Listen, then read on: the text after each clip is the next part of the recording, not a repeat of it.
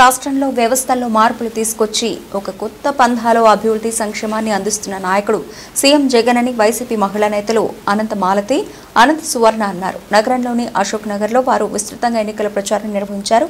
ఈ కార్యక్రమంలో deputy mayor Vasanthi Sahiti, YSRCP మహిళా అధ్యక్షురాలు శ్రీదేవి తదితరులు పాల్గొన్నారు. ఇంటింటికి వెళుతూ 5 ఏళ్లలో జరిగిన సంక్షేమ అభివృద్ధి కార్యక్రమాలను వివరించారు. ఈ సందర్భంగా అనంత మాలతి, అనంత సువర్ణ మాట్లాడుతూ నగరంలో మార్పు అంటే ఏంటో అనంత వెంకటరామరెడ్డి చూపించారన్నారు. అలాంటి నాయకుడిని మరోసారి గెలిపించుకోవాల్సిన అవసరం ఎంతైనా ఉందన్నారు. జగన్ విప్లవాత్మకమైన మార్పులు తీసుకొచ్చి రాష్ట్ర స్థితిగతులను మార్చేశారన్నారు. ఆయన చేపట్టిన కార్యక్రమాలు దేశానికి ఆదర్శంగా మారాయన్నారు.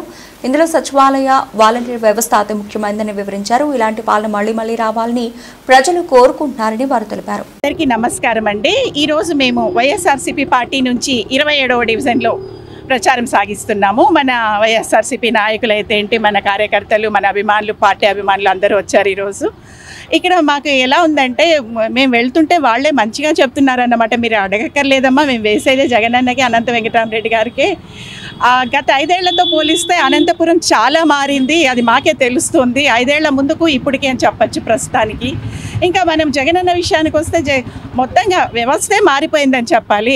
అంతే కదండి, మనకు తెలుసు కదా జగనన్న ప్రవేశపెట్టిన పథకాలు అంటే పుట్టిన పిల్లల దగ్గర నుంచి వృద్ధుల వరకు ఏ పథకాలు కావాలి వాళ్ళకి.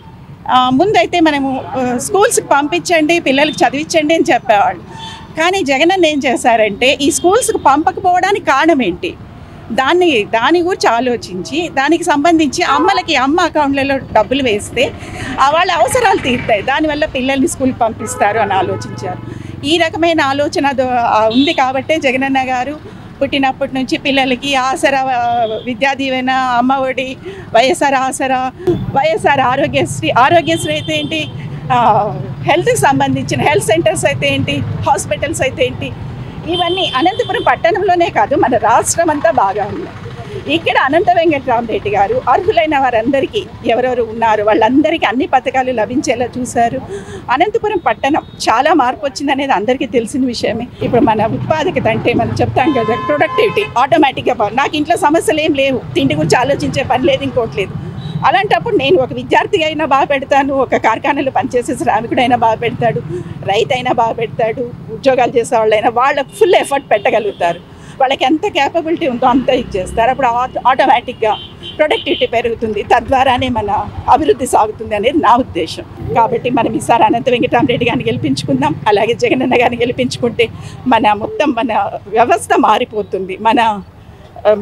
చెప్తారు కదా, ఒక లైఫ్ స్టైల్ అనేది మారిపోతూ ఉంది.